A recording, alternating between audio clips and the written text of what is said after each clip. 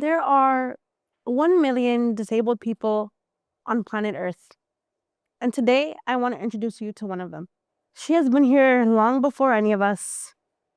She has systems, processes, cycles to protect biodiversity, to clean our oceans, to clean our air, and to give us the food that we need.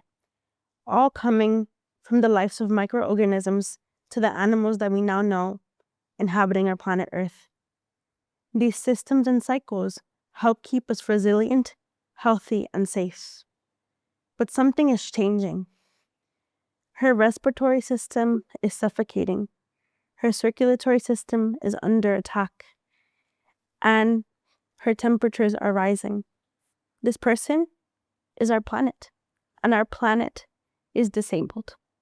We must understand that time is of the essence. Our planet is disabled and she needs our help. When we understand and look at disability, the way that we speak about disability is critically important. So, how do we tackle this metaphor? Yes, it may seem far-fetched, a little bit exaggerated, but I actually think it's the truth. The truth that we all need to unpack. And the way that we respond to this truth shows us critical things about ourselves as humanity. The way that we respond shows us our deepest reflections. I've grown up being disabled my whole life. And the truth is, disability is not a death sentence. Disability is not something to be cured. Disability is not something to be prayed away. And disability is not something that should be put on the sidelines. Yet, when we think about the language and the lexicon used to explain disability, we hit a real problem. When we think about our scientists and the way that they explain what is happening to our planet, they use words like incapable, disrepair, shattered, all words rooted in shame, words rooted in disconnection. And it is this truth, the language that we use, that shows us how much we have yet to reckon with disability. My name is Daphne, and I'm a climate justice organizer, a storyteller, and an advocate. I do this work because my life depends on it. I do this work because otherwise I will not be seen. I do this work so others like me can be seen. I spent my whole life being in rooms where people never expected me to be.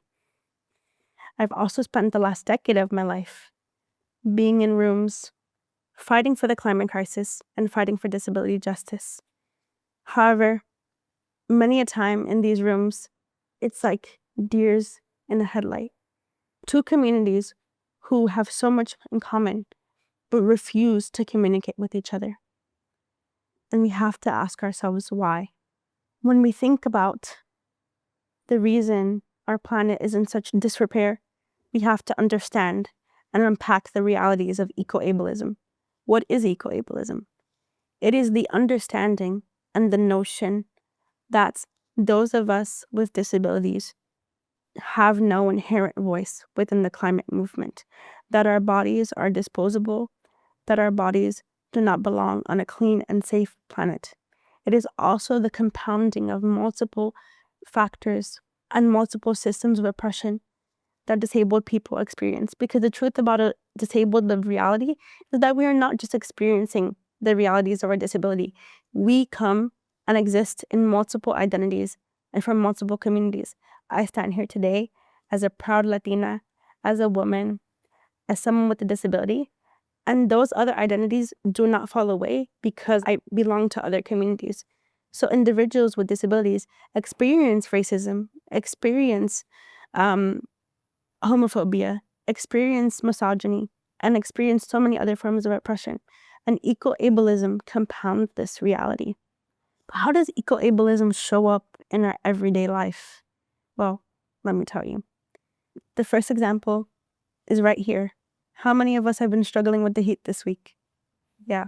Or even just today, trying to get to these TED Talks. Yeah, right? Imagine if you were disabled, if you had diabetes, and depended on water and stable blood sugar to stay alive.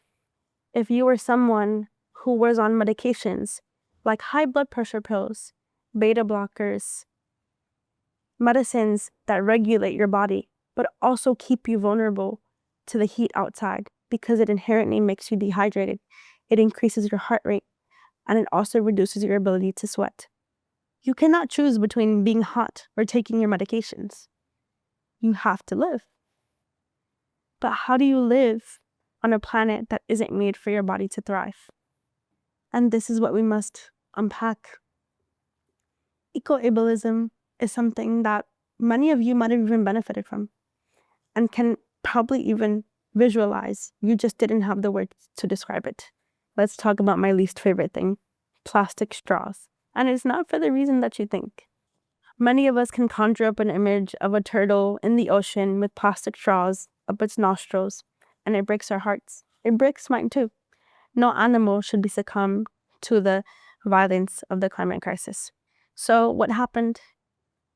We started banning plastic straws. But something really problematic happened in the wake. It villainized an entire community of people.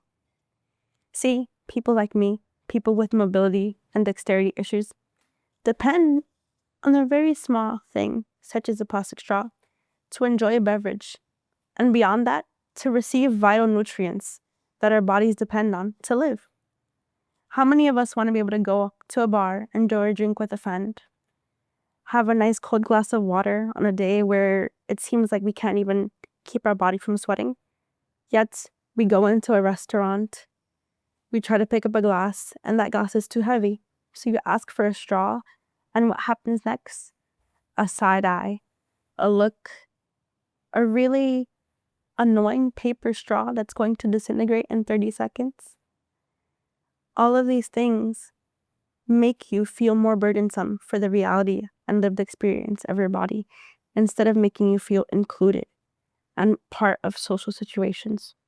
It's also vital to understand that the lived experience of people with disabilities on this planet is a purposeful exclusion. The truth is that the climate crisis is a disabling event. Now, what do I mean by that? Individuals who are experiencing the front lines of the climate crisis will acquire new disabilities. And now, I do not say this to fearmonger or to cause distress, but to awaken us to the reality that is on our doorstep. When we think about climate refugees, individuals who've had to evacuate their homes rapidly in uncertainty, not knowing if they are going to ever return home, think about the fact that they can no longer attend their regular doctor's appointments. Think about the fact that they have to leave behind vital medication. And if you're moving to a new country and you do not know the language and you do not have health insurance, how are you supposed to continue those vital medications? Think about how your mental health is impacted, because mental health is a disability too. And there's so many disabilities that we cannot see that are so deeply impacted by the proliferation of this climate crisis. It's true, the climate crisis is a disabling event, not only because it's going to create new disabilities, but it's going to exacerbate the current disabilities of individuals like me who are already living this lived experience.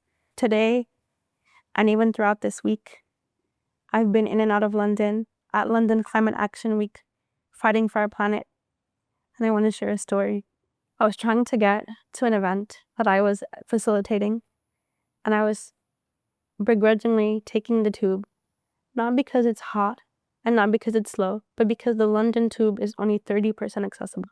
In one of the greatest cities in the world, I cannot even rely on public transportation because I can get in a station and I have no certainty if I can get out of that station. And while I was in the underground, I hear the emergency speakers come on, that there's a fire in the station. And immediately my heart drops because I know that while everyone is running to the exit, I have to wait and hope that someone is going to notice that I'm down there. Because I have no alternative means of getting out and getting safe. And this is the reality and anxiety that disabled individuals experience on a planet that is crumbling, on a planet that is also disabled. How many of you sent a text message this week? How many of you went to a store that had an automatic door? How many of you took an elevator this week? All of those are accessible universal design infrastructure. The truth is that whether you have a disability or not, you benefit on the infrastructure and innovation that disability has given to our communities and to our world. How many times are you going with the heavy trolley, trying to take your groceries home, trying to take your laundry home, and you're so grateful that there's a curb cut there so that you don't have to lug your groceries up a curb? The truth is, you must remember that we all benefit from the lived experiences and wisdom of disabled individuals. So I leave you with this. The truth is that the climate crisis is inevitable, but what must continue to be preventable is the way that disabled individuals are consistently relegated to the sidelines, and that our voices and our stories continue to be tokenized and commodified for the benefit of others. So as we go out today, I urge and remind you to remember that our planet is disabled.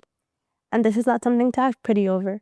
This is not something to feel sorrow over, but this is something that should empower us, because disability justice and the climate crisis requires all bodies, requires cross-ability allyship, and requires all of us to fight for her, because she didn't ask for this reality. She didn't ask for this lack of care. She wants to be a home for all of us, and she wants us to listen. Thank you.